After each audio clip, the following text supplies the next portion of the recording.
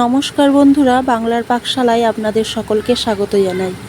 আমার আজকের রেসিপি হলো কাঁচা আমের প্লাস্টিক চাটনি। বাড়িতে খুব সহজেই কিভাবে কাঁচা আমের প্লাস্টিক চাটনি তৈরি করে নেওয়া যায় তারই রেসিপি আপনাদের সঙ্গে শেয়ার করব। তো চলুন দেখে নেওয়া যাক এই আমের চাটনির রেসিপিটি। এখানে আমি 3টে কাঁচা আম নিয়েছি আর এই আমগুলোর খোসা ভালো করে ছাড়িয়ে নিয়েছি। এখন এই আমগুলোকে ছোট ছোট টুকরো করে কেটে নেব। আর এই আমগুলোর টুকরো দেখুন কতটা পাতলা করে কেটেছি। প্রথমেই আমি আমের চাটনিতে দেওয়ার জন্য যে ভাজা মশলাটা লাগবে সেটা আমি রেডি করে নেব। তার জন্য প্রথমেই আমি গ্যাসের ওভেনটা অন করে একটা কড়াই বসিয়ে নেব। কড়াইটা ভালোভাবে গরম হয়ে এলে তাতে 2টো শুকনো লঙ্কা, 1 চামচ ধনে আর 1 চামচ জিরে দিয়ে মশলাটাকে ভেজে নেব।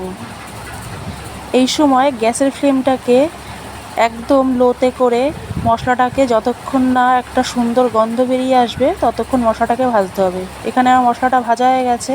এখন মশলাটাকে অন্য একটি পাত্রে তুলে ঠান্ডা হয়ে গেলে গুঁড়ো করে নেব।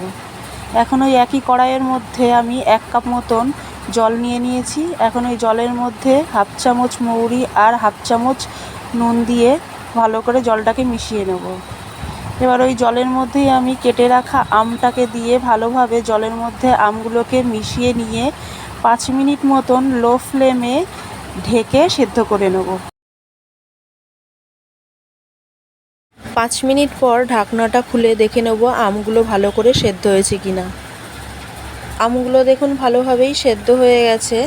এখন আমের মধ্যে আমি অল্প একটু হলুদ দিয়ে দেব। আপনারা চাইলে এখানে হলুদ দিতেও পারেন, নাও দিতে পারেন, কিন্তু হলুদ দিলে চাটনির কালারটাও সুন্দর আসবে আর দেখতেও ভালো লাগবে। দেখুন আমি অল্প একটু হলুদ দিয়েছি। আর এর মধ্যে আমি এখন কাজু কিশমিশ দিয়ে দেবো। কাজু কিশমিশটা আমি আগে থেকেই জলে ভিজিয়ে রেখে দিয়েছিলাম। এইবারে আমের সঙ্গে এই হলুদ আর কাজু কিশমিশকে ভালোভাবে নাড়িয়ে নিয়ে এখন এর মধ্যে আমি 1 কাপ চিনি অ্যাড করে দেবো। এখানে আপনারা আপনাদের স্বাদ মতন চিনি ব্যবহার করবেন। এখন আমের মধ্যে চিনিটা দেওয়ার পরে চিনিটাকে ভালোভাবে আমের মধ্যে মিশিয়ে নেব।